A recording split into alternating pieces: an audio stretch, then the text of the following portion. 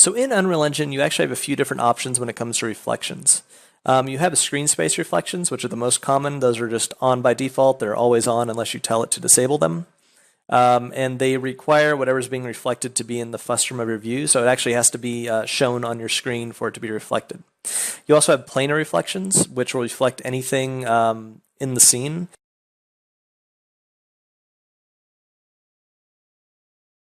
And then you have box and sphere reflections. Those are just baked, basically cube map reflections.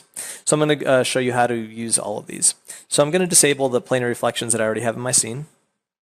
I'm using them on the floor and on this mirror over here. And I'm also going to disable this, this box reflection capture.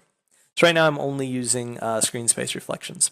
So as I go down here and you can see this little puddle of fluid on the floor, this could have been like rum or something like that when the pirates had a party. I just threw it in there to kind of show you the different types of reflections. So as you can see, I can see this entire window in this puddle. As I tilt the camera down, it's going to slowly disappear and only show what's viewable on my screen, right? Same thing from the sides and all that. And this is very common with screen space reflections in pretty much any game that uses them. There are a few games that use an offset buffer, so it doesn't have, so the effect isn't quite as intense, but it's very rare to see that. Right? So screen space reflections can be adjusted, their quality and all that stuff via the post-processing volume, which we'll get into a little bit later. So now I'm going to jump into the planar reflection actor. So the planar reflection actor, as I said, I'm using it for this mirror over here, and I'm using it for the floor. I currently have it disabled. Now, before using planar reflections, you do need to enable the global clip plane for planar reflections. So in order to do that, you go up to Edit, Project Settings, Rendering. Now you can search for it up top, or you can just scroll down to Lighting. And then you want to check this box, which is disabled by default, that says Support Global Clip Plane for Planar Reflections. Once you have that checked, it'll ask you to restart, and then once you restart, you can start using planar reflections. Now, in order to grab the planar reflection actor and actually bring it into your scene, you just go over into your Place tab and type in planar reflection, and then you drag it in. So by default, you'll have this preview plane that shows basically its origin. So you can only really use this for flat surfaces because it is a single plane. And then wherever you place it is where the reflections for the surface are going to render from, right? So if you put it flush with the floor, it's going to look realistic. Now, the planar reflection itself, you can go in and scale it. You can also adjust all of these settings here for the normal distortion strength, pre-filtered roughness, distance from the plane to fade out, start and end, angle from the plane to fade out, angle from the plane to fade end, or fade out, start and end. Whether or not to show that preview plane, which it can get annoying sometimes to have it in there, so I usually disable it.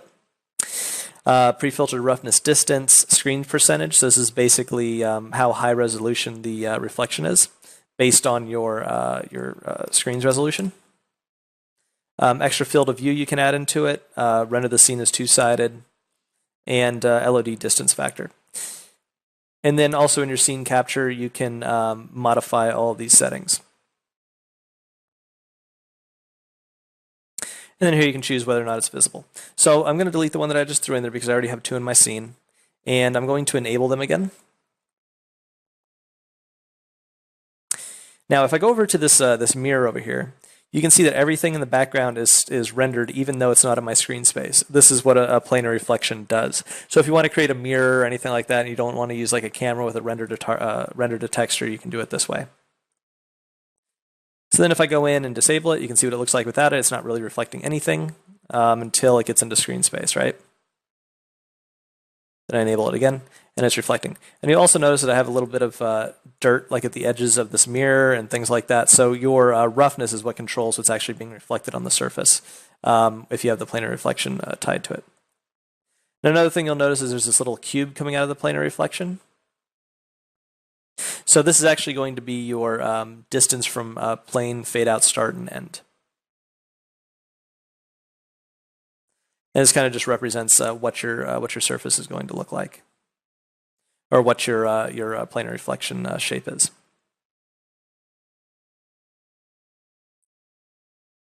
And then once again, the planar reflection that I have on the floor is being used for this puddle. So now I can see the mirror, the windows, And if I look down, they're still going to be reflected because it doesn't matter whether or not they're in my view.